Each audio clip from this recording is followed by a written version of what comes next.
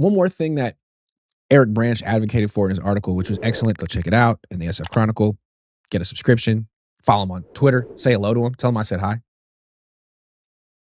He thinks the 49ers, Eric Branch thinks the 49ers should sign Alec Pierce, the wide receiver from the Colts. I've seen this a lot. This is a very popular opinion. He's a very good player. He averaged like 20 plus yards per catch. He's a deep threat. He would replace a lot of what Brandon Ayuk did, and he's younger and faster than Juwan Jennings. It might cost about the same amount of money. We're talking $20 million a year for a guy who's a number 2 wide receiver, and that's why I wouldn't do it. Is that what he's worth on the market? Yes. Is he a good player? Yes. But he's a number 2 receiver. And you already have one of those in Ricky Pearsall.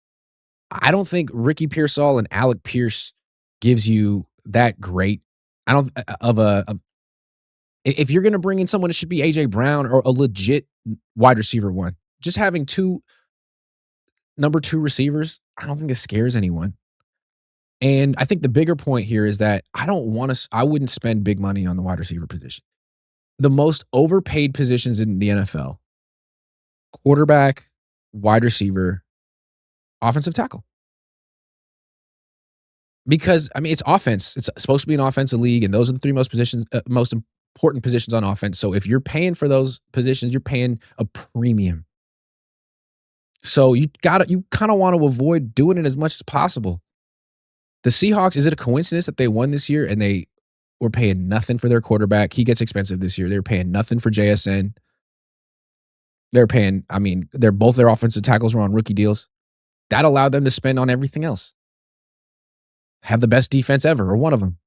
So what the Seahawks showed, what the Eagles showed the last 2 years is to win the Super Bowl in today's NFL, you have to be dominant in the trenches. Have to be. Both sides. Have to be.